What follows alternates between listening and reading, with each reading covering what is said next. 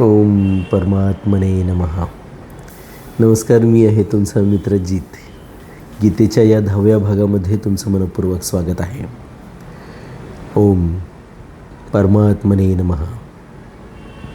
ओम पूर्णमदः पूर्णमिदं पूर्णात् पूर्णमुदच्यते पूर्णस्य पूर्णमादाय पूर्णमेवावशिष्यते.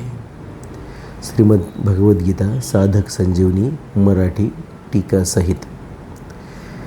गजाननं भूतगणादिसेवितं कपत्थ जम्बुफलचारुभक्षणं उमासुत शोकविनाशकारकं नमामि विघ्नेश्वरपादपंकजं.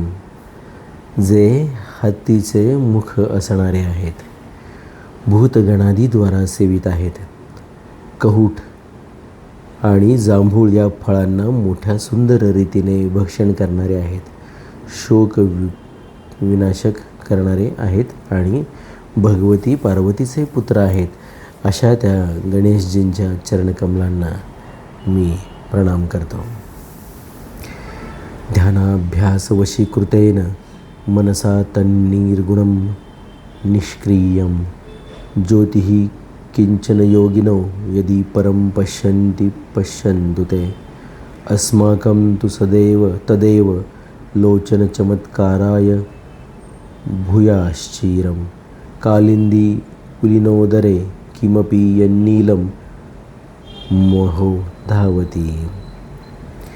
योगी लोक ध्यानाद्वारा वशीभूत झालेल्या मनाने कोण्या निर्गुण आणि निष्क्रिय परमज्योतीला पाहतात तर पाहोत, परंतु आम्हासाठी तर यमुनेच्या तीरावर जे कोणी निळे तेज धावते आहे तेच नेत्रात चिरकाळपर्यंत प्रकाश दीप्ती उत्पन्न करीत राहो.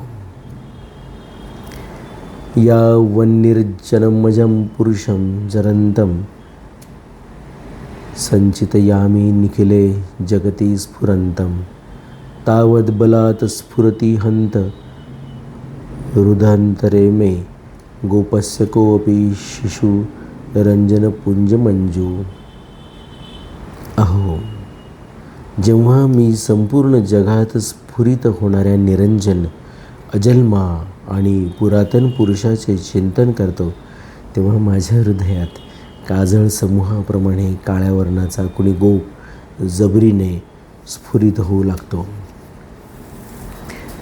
न विद्या येषां श्रीर्न शरणमपि षण्ण च गुणाः परित्यक्ता लोकैरपि वृजनयुक्ताः श्रुतिजडाः शरण्यं य ते अपि प्रसृतगुणमाश्रित्य सुजना विमुक्तास्तं वन्दे यदुपीतमहं कृष्णममलम्. ज्यांच्याजवळ विद्याही नाही, धनही नाही, कोणाचा आश्रयही नाही, ज्यांच्यात गुणही नाही, वेदशास्त्रांचे ज्ञानही नाही, ज्यांचा संसारी लोकांनी पापी समजून त्याग केला आहे, अशी माणसे सुद्धा ज्या शरणागत पालक प्रभूंची शरणागती घेऊन संत होतात आणि मुक्त होतात, त्या विश्वविख्यात गुणांनी युक्त आमलात्मा निर्मळ अशा यदुनाथ भगवान श्रीकृष्णांना मी प्रणाम करतो.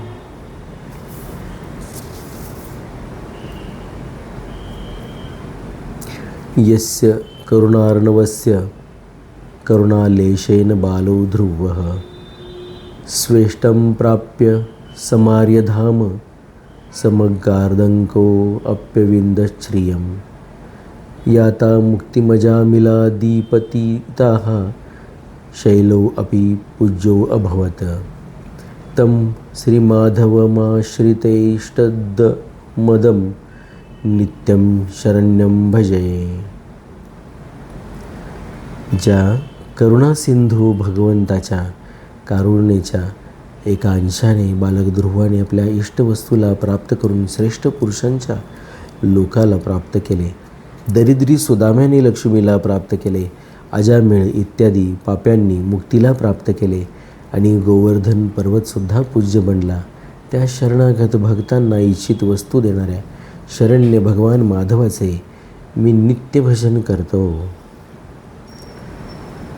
वसुदेवसुतं देवं कंसचानूरमर्दनं देवकी परमानंदं कृष्णं वंदे जगद्गुरुं. जे वसुदेवांचे पुत्र, दिव्यरूपधारी, कंस आणि चाणूराचा नाश करणारे आणि देवकीसाठी परमानंद स्वरूप आहेत, त्या जगद्गुरू भगवान श्रीकृष्णांची मी वंदना करतो. नारायणं नमस्कृत्य नरं चैव नरोत्तमं देवीं सरस्वतीं व्यासं ततो जयमुदीरयेत. भगवान श्रीकृष्ण आणि मानवात श्रेष्ठ असणाऱ्या अर्जुनांना व सरस्वती आणि वेदव्यासजींना नमस्कार करून मग महाभारताचे कथन केले पाहिजे.